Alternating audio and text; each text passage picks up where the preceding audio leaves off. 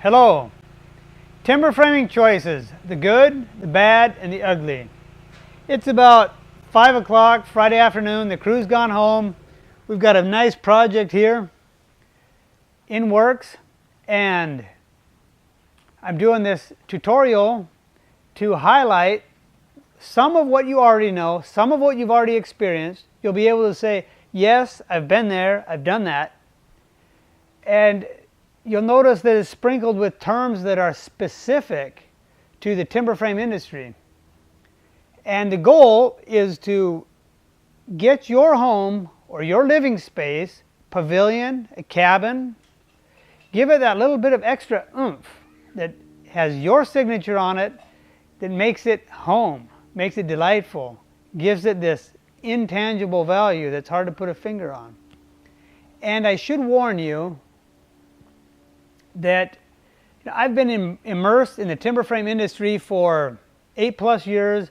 Before that, the construction industry, and what I say and what I do may be a little bit rough around the edges, but I believe it's what will serve you the best and help you get where you want to go. With that said, let's get started with the ugly. The ugly is best defined as a complete waste, something you want to avoid at all costs. And it can be a tantalizing reason to try to beat the odds, that you think you're going to get this one, almost too good to be true.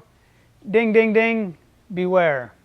Think about a pair of shoes you get, great bargain, but for some reason they're uncomfortable, you didn't quite really like them, it was just the price and the other situation, you talked yourself into getting them, and then they languish in the closet. Now that is not good value. And this is where you're at when you're talking about the ugly here with timber framing. Think about a space that maybe is very tall and airy, where you wanted a cozy space, or a space that is so overwhelming when you first drive up to your house that it just doesn't fit. It's like socks on a rooster. Or think about something that's a little bit easier to identify, about a frame that maybe is weak, structurally unsound. It could fall and hurt someone. And a real common one you'll see is posts that have not been well planned out. The bottoms have maybe been immersed in concrete, or the plinth is a hollow plinth with no air circulation. Water penetrates in time, you've got a problem. This, are the things that you really want to avoid at all costs.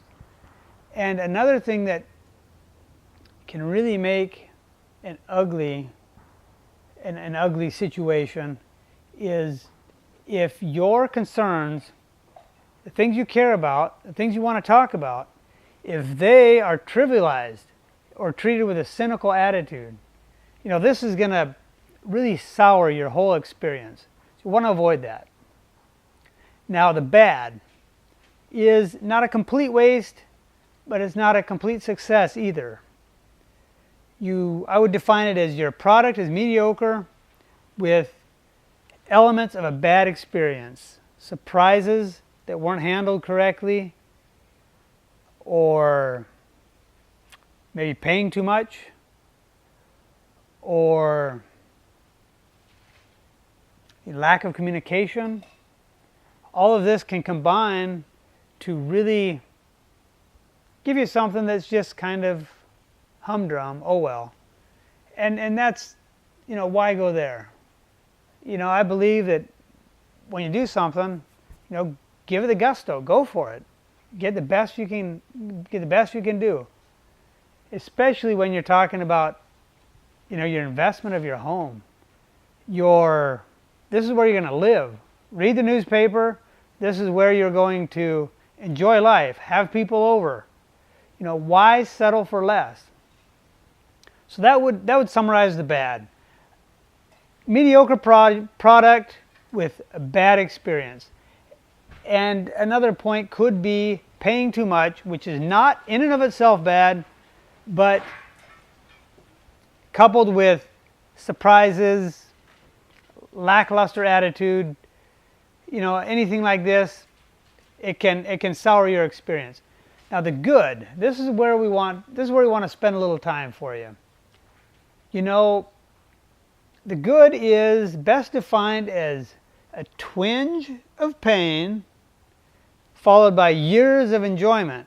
Now the twinge of pain, we all know about this, that little bit, once you make the decision that you're going to go for the gusto, you're going to get what you want. Once that decision is made, typically it's right after you write the check. Once that's made, then it's all bygones. That's it. The rest is enjoyment from there on out. And it's got, okay, now that the factors of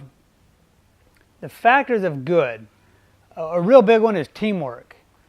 Does your specialty subcontractor, like myself, your architect, your engineer, your builder, are they part of a team? Are they team players? Are they accepting influence from one another? Are they working towards what you want and maybe looking beyond what you're saying? You could be saying that you want X when really you want Y. Now, our job as a team is to elicit this kind of information and play an advisor's role so you can make really informed decisions, so you don't have to work at it all yourself. We want to do the work for you. And this is a real good sign of good. The team, for the greater good, we're going to help each other out, enthusiastic. If you've got these elements, you're going to have a fun time, which segues right into a protocol for surprises. Myself, other engineers that I work with, the recommendations I might give you, I can tell you right off the bat, we're not going to be perfect. No have. But what we can do is we can have a protocol that if there is something that makes you unhappy, something that concerns you, something that I've missed, well, we can handle that in such a way that we improve the project, or we tear it down and fix it. Nothing that can't be fixed. And another sign that you've got something good is added value. Something that's more, not only the added value of your assessor's spreadsheet when he comes to do your taxes, but something that's much more intrinsic, much more intangible. You might hear a statement of, why is it that we always hang out here? Or, there's something really special about this. I just can't put my finger on it. That's a sign that you've nailed it. You've got something that has your signature that is going to have pull. It's going to have value for years to come. And in conclusion, I want you to have fun today. I want you to get what you want today. Well, at least start planning for it. That's more than half of the fun, is the planning. And the best way to start planning is to write something down immediately on paper. You're going to look at a magazine. You're going to do this. Another thing which may interest you is to leave your first name and email on my website, and you will get more information on different reports that are critical to building processes, and usually timber-related articles on problems people have had before, how they've solved them, and such information like this. Welcome aboard. We'll see you on the next one.